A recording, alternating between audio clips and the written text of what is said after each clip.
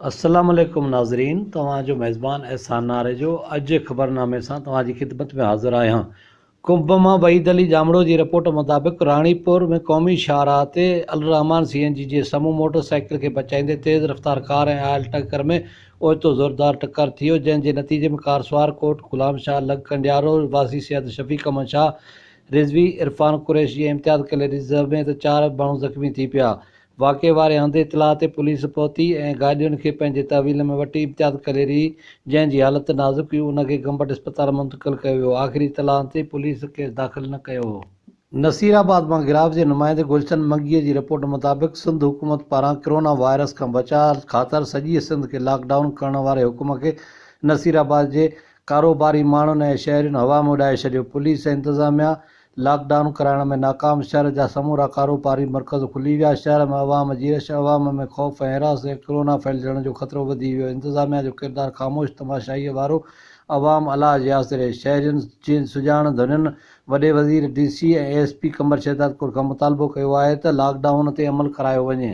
Corona crisis centre जी अॼु जी report मुताबिक़ पूरे पाकिस्तान में कोरोना जे मुतासिरनि जो अंगु 13,106 थी वियो आहे, जॾहिं त हिन मर्ज़ करे फ़ौत थींदड़नि जो अंगु 272 आहे ऐं कोरोना मां सिहतयाब थींदड़ मरीज़नि जो अंगु 2,866 आहे। जॾहिं त कोरोना जा सभ खां वधीक केस पंजाब में थिया आहिनि, जिन जो अंगु 5,378 आहे। सिंध में 4,615, खैबर पख्तूनख्वा 1,793, बलूचिस्तान 732, गिलगित बल्तिस्तान 308, आज़ाद कश्मीर 55 ऐं इस्लामाबाद में कोरोना जा 235 मरीज़ आहिनि। जॾहिं त ॿिए तरफ़ सॼी दुनिया में कोरोना जे मरीज़नि जो तइदादु 29,44,728, जॾहिं त हिन मर्ज़ करे मरंदड़नि जो तइदादु 2,03,948 ऐं हिन मर्ज़ खे शिकस्त ॾेई सिहतयाब थींदड़नि जो अंगु 8,42,487 आहे। हिंगोरजा मां गिराव जे नुमाइंदे फरहान अली सहतो जी दुखदायक रिपोर्ट पेश आहे, जेका असांजे समाज जी बेहसीअ खे झंझोड़े पई त किथे आहिनि ग़रीबनि जी वार ऐं मदद करण वारा।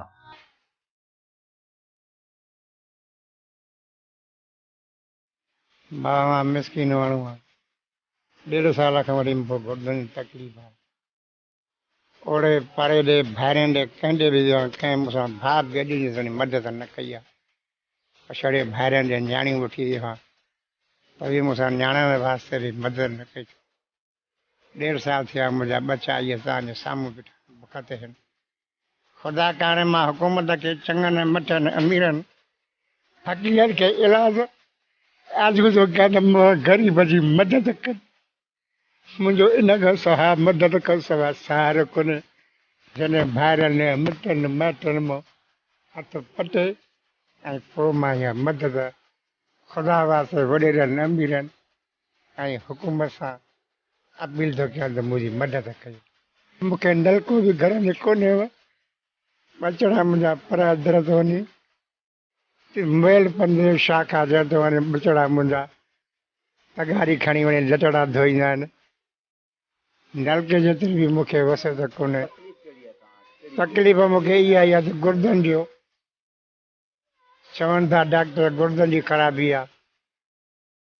हाणे जे डॉक्टर गुर्दनि जी ख़राबी आहे त मूं वटि वसत हुजे त मां गुर्दनि जो इलाजु करायां। ख़ुदा वास्ते वॾेरनि अमीरनि पीरनि फ़क़ीरनि खे मुंहिंजो अर्ज़ु आहे ऐं अपील आहे त ख़ुदा काणे मुंहिंजी मदद कनि।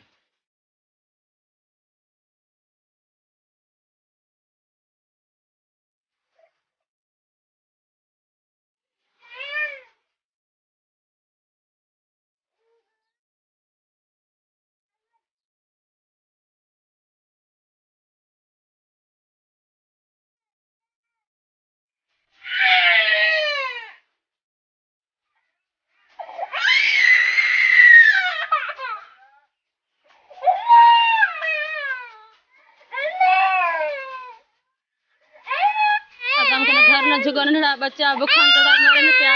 मुड़स मुझो बीमार पियो आहे। ॼण वठणा कोई बि कोन्हे। वॾेरनि बि कढी छॾियो। असां नंढड़ा बच्चा यतीम लॻे बुखनि ते मरनि था। बुख वेले वक्त ई मानी कोन्हे बच्चा मुंहिंजा ढो करे खाए। कंहिं हिन मदद न कई मुंहिंजे बेवाहनि जी। हिक हिक ॼणा सां ॿार कंहिं नास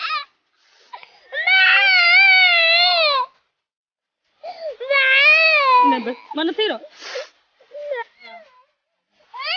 हुकूमत ने के यार बाबा जो इलाज करायो अब आगे न नलको न को बंदा होता हूँ फ्रीजर